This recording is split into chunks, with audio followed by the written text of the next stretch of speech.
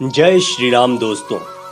Web दर्शन की कोशिश है कि भगवान श्री राम के चरित्र से जुड़े कई प्रसंगों को हम आपके सामने रखें।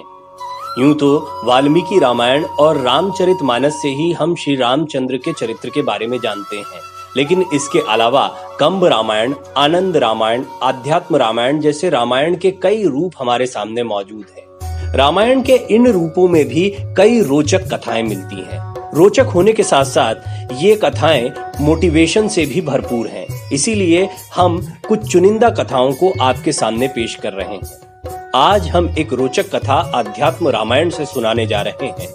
अध्यात्म रामायण कहती है कि एक रात जब माता कैकेयी सोती हैं तो उनके स्वप्न में विप्र, धेनु, सुर, संत सब एक साथ हाथ जोड़कर आते हैं और उनसे कहते हैं कि हे माता कैकेयी, हम सब आपकी शरण में हैं।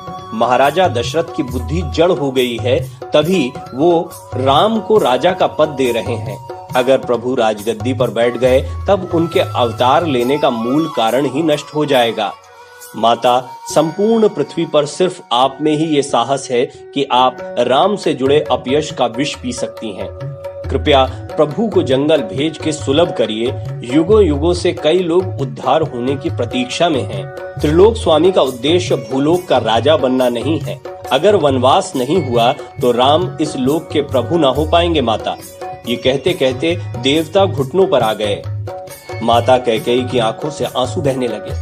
माता बोली, आने वाले युगों में लोग कहेंगे कि मैंने भरत के लिए राम को छोड़ दिया, लेकिन असल में मैं राम के लिए आज भरत का त्याग कर रही हूँ। मुझे मालूम है इस निर्णय के बाद भरत मुझे कभी स्वीकार नहीं करेगा।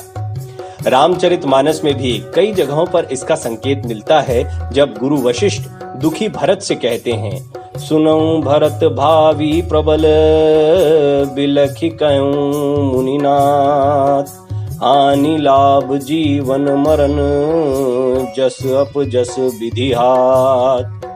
हे भरत, सुनो, भविष्य बड़ा बलवान है।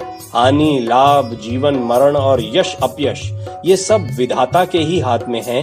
बीच में केवल माध्यम आते हैं। प्रभु राम इस लीला को जानते थे, इसीलिए चित्रकूट में तीनों माताओं के आने पर प्रभु सबसे पहले माता कैकेयी के पास ही पहुंचकर प्रणाम करते हैं, क्योंकि उनको पैदा करने वाली भले ही माता कौशल्या थी, लेकिन उनको मर्यादा पुरुषोत्तम बनाने वाली माता कैकेयी ही थी।